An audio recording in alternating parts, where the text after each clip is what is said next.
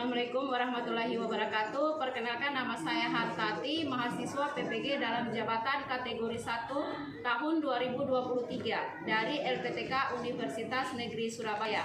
Saya akan melaksanakan praktek rancangan pembelajaran rencana aksi kedua. Selamat menyaksikan. Assalamualaikum warahmatullahi wabarakatuh. Waalaikumsalam warahmatullahi wabarakatuh. Selamat pagi. Pagi. Baik anak-anak, pagi ini bagaimana kabarnya? Baik. Sehat. Alhamdulillah sehat semua ya. Seperti biasa, sebelum kita mulai pembelajaran diawali dengan doa. Ya, doa dipimpin oleh ketua kelas. Silakan ketua kelasnya mana? Silakan dipimpin doanya. Teman-teman, sebelum kita belajar, marilah kita berdoa menurut yang kita masing-masing berdoa dimulai.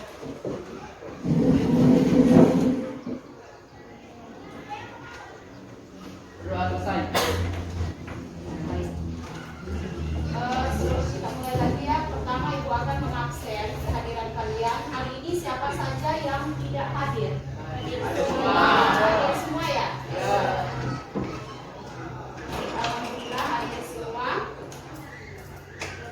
Untuk pelajaran kita hari ini yaitu mengenai unsur pembangun cerpen. Sebelumnya Ibu sudah pernah menjelaskan apa pengertian cerpen. Kemudian unsur pembangun cerpen itu apa saja, ciri-cirinya bagaimana. Ayo, siapa yang ingat apa yang dimaksud dengan cerpen? Anggis. Cerpen adalah salah satu jenis prosa yang isi ceritanya tidak merupakan kejadian nyata dan hanya dibuat-buat. Iya, betul. Tepuk tangan untuk Anggis. Cerpen ya. Dan cerpen ini biasanya diangkat dari kehidupan sehari-hari. Kemudian unsur pembangun cerpen ada berapa? Ayo. Ada? Dua. Ya. Siapa yang tahu? Ada dua. Kemudian apa saja? Unsur intrinsik dan ekstrinsik. Unsur intrinsik dan ekstrinsik. Iya, benar sekali. Sekarang untuk kita. Kemudian unsur ekstrinsik atau intrinsik itu apa saja? Siapa yang bisa? Parwati. Unsur intrinsik terdiri dari tema, alur atau plot, penokohan, dan latar atau setting. Kalau unsur ekstrinsik ada latar belakang pengarang, yaitu riwayat hidup, kondisi psikologis, selera atau aliran sastra. Yang kedua ada latar belakang masyarakat, yaitu ideologi negara, kondisi ekonomi, kondisi sosial, kondisi politik. Yang ketiga ada nilai yang terkandung. Yang nilai pertama yaitu moral, agama, budaya, dan sastra. Itu unsur ekstrinsik karena itu Parwati. Ya, jadi cerpen dan unsur pembangunan ciri-ciri cerpen lagi. Siapa yang tahu ciri-ciri cerpen? Ya, Idul. Ciri-ciri cerpen ialah yang pertama, jumlah kata di dalam cerpen kurang dari 10.000 kata. Isi cerpen bersifat fiktif atau khayalan. Hanya terdapat satu alur saja atau alur tunggal. Hanya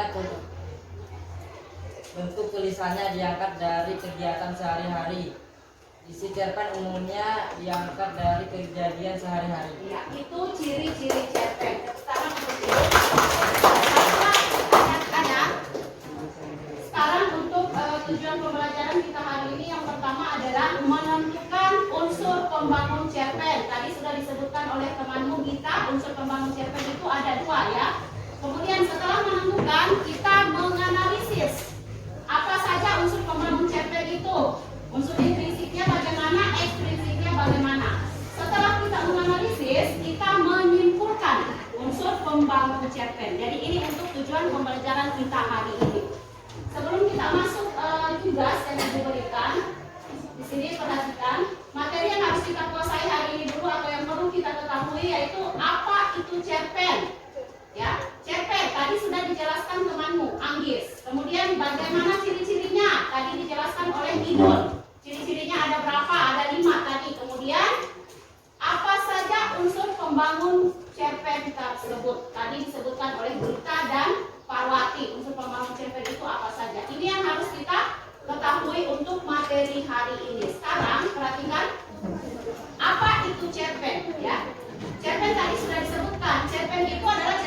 pendek atau kisahan pendek yang kurang dari 10.000 kata yang memberikan kesan tunggal dominan memusatkan pada satu peristiwa. Biasanya cerpen ini diangkat dari kehidupan sehari-hari. Itu cerpen. Kemudian, bagaimana ciri-ciri teks cerpen tersebut? Ciri-cirinya tadi sudah disebutkan temanmu. Yang pertama, jumlah cerpen kurang dari 10.000 kata. Kemudian yang kedua, cerpen bersifat fiktif atau khayalan. Kemudian yang ketiga, hanya ada satu alur saja, yaitu alur tunggal. Kemudian yang keempat, bentuk tulisannya diangkat dari kegiatan sehari-hari. Bentuk tulisannya diangkat dari kegiatan atau kehidupan sehari-hari. Dan yang terakhir, isi cerpen umumnya diangkat dari kejadian sehari-hari. Cerpen pada umumnya itu diangkat dari kejadian sehari-hari. Itu untuk ciri-ciri cerpen. Kemudian unsur pembangun cerpen. Tadi sudah disebutkan oleh Gita ada dua. Yang pertama ada unsur intrinsik. Tadi Pak Wati menyebutkan unsur intrinsik itu apa saja, ekstrinsik itu apa saja. Di sini perhatikan unsur intrinsik yang pertama tema. Kemudian yang keempat latar atau setting. Latar tempat, waktu dan suasana. Jadi ada tiga. Waktunya di mana? Waktunya kapan? Tempatnya di mana? Suasananya bagaimana? Itu untuk latar, ya. Kemudian yang berikutnya sudut pandang. Sudut pandang ini cara penulis menggambarkan cerita yang ada dalam cerpen, menggambarkan posisinya dalam cerpen. Ada yang disebut sudut pandang orang pertama, sudut pandang orang kedua, sudut pandang orang ketiga, atau biasa dia menggunakan kata aku, ya. Kemudian ada kata saya, ada kata dia, itu disebut dengan sudut pandang. Paham? Ada yang mau ditanyakan sebelum kita lanjut ke tugas atau ke LKPD? Ada pertanyaan mengenai unsur pembangun cerpen? Sudah paham? Sekali lagi bertanya, sudah paham? Sudah. Oke, baik. Sekarang kita bagi kelompok. Ini kelompoknya seperti yang biasa ya. Karena jumlah kalian ada 20, jadi ibu bagi 4 kelompok, 1 kelompok 5. Oh, ini salah sih.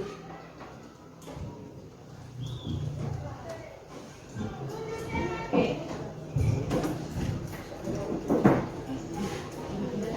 Mohon perhatiannya, gunakan waktunya sebaik mungkin. Di sini ibu akan bagikan tugas. Perhatikan, di dalam LKPD ini ada tugas. Ini harus kamu kerjakan. Untuk saja.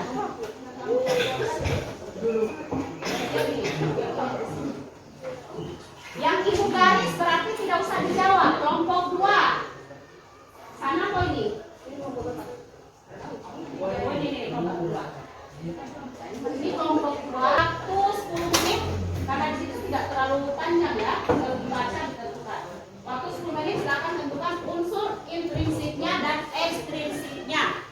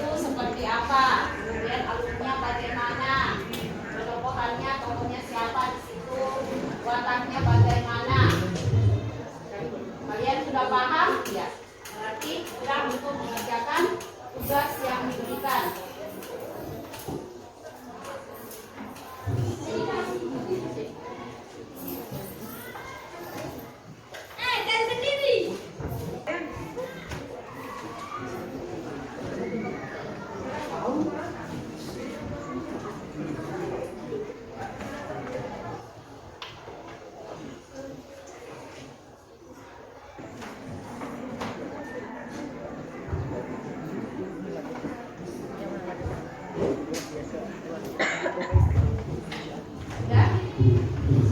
Baik. Sekarang silakan kalian diskusikan siapa yang akan maju ke depan untuk mewakili kelompoknya. Ibu mulai dari kelompok 4.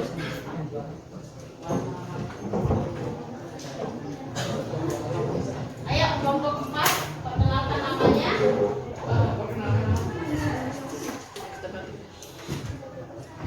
Mohon perhatiannya ke depan ya.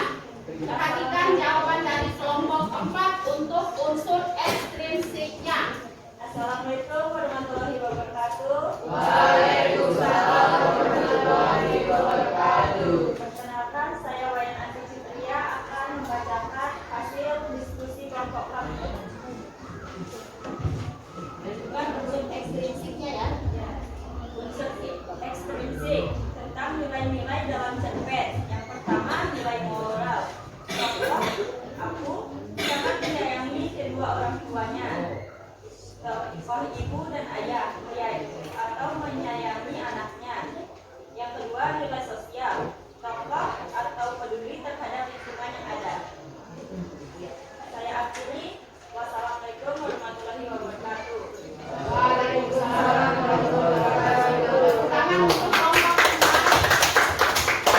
Hasil dari kelompok 4 tadi dia menentukan unsur ekstrinsiknya. Yang pertama di situ dia menentukan nilai moralnya. Nilai moral dalam cerpen Aku Penikmatmu yaitu ada tokoh aku di situ menghormati kedua orang tuanya. Kemudian ada tokoh ayah dan ibu di situ menyayangi anaknya dan memberikan perhatian. Ya, itu termasuk dari nilai moral. Ya. Kemudian nilai sosial yang mereka temukan di situ ada apa tadi? Tokoh aku peduli dengan lingkungan sekitarnya. Ya, itu termasuk nilai sosial. Sekarang kita akan menyimpulkan bersama mengenai unsur intrinsik dan ekstrinsik yang ada dalam cerpen apa? Aku Penikmatmu. Hasil presentasi dari setiap kelompok tadi sudah benar. Ya, hanya masih ada yang perlu dilengkapi. Contoh seperti tadi menentukan unsur intrinsik. Di situ tema dia mengambil kata kesederhanaan. Maksudnya ya, kesederhanaan itu dilihat dari mana kalau ceritanya ya. Siapa yang sederhana di situ? Kalau dalam ceritanya di situ yang sederhana itu adalah tokoh aku. Ya, tokoh aku. Kenapa dia dikatakan sederhana? Karena dia hidup sederhana di desa, tidak seperti kehidupan orang yang di kota. Dia belajar dengan apa yang ada, ya, memanfaatkan apa yang ada di dalam desanya tanpa harus keluar kota. Kemudian setelah menentukan tema, apalagi tadi unsur intrinsik, setelah tema latar atau ya, latar tempatnya di mana? Di desa, tempat kelahiran tokoh aku. Kemudian waktunya siang benar. Kemudian ada juga yang menjawab siang dan sampai sore hari, itu juga benar. Kenapa di situ diambil waktu siang sampai sore hari? Karena waktu itulah yang digunakan tokoh aku untuk menghabiskan waktunya di desa. Kemudian setelah latar tempat, waktu suasananya bagaimana? Sedih. Kenapa sedih? Karena tokoh aku ini kehidupannya tidak seperti orang yang hidup di kota. Ya, jadi dia sedih di mana? Dia sedih di situ tidak bisa melanjutkan pendidikannya. Dia hanya sebatas SMA saja. Jadi suasananya di situ sedih. Amanat apa yang didapatkan? Dengan banyak membaca kita dapat Iya. Dengan banyak membaca kita dapat ilmu bisa. Kemudian yang kedua, karena di situ dia menceritakan dia tidak bisa lanjut ke jenjang selanjutnya sekolah tinggi, dia hanya sebatas SMA, tapi dia mendapatkan banyak ilmu dengan cara membaca buku.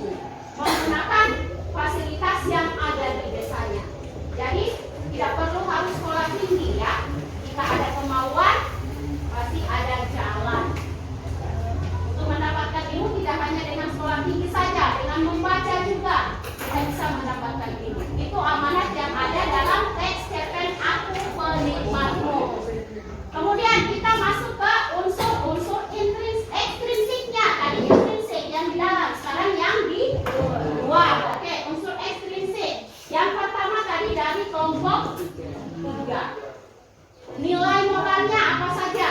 Menghormati kedua orang tua. Menghormati kedua orang tuanya.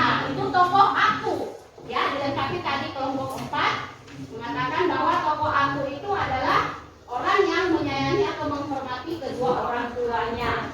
Kemudian nilai apalagi selain tokoh aku, nilai moral yang ada dalam situ ibu dan ayah juga ya. Ya, itu adalah seorang orang tua yang menyayangi anaknya. Itu masuk dalam nilai moral. Nilai sosialnya bagaimana? Aku peduli terhadap lingkungan. Tokoh aku peduli terhadap lingkungan. Bagaimana?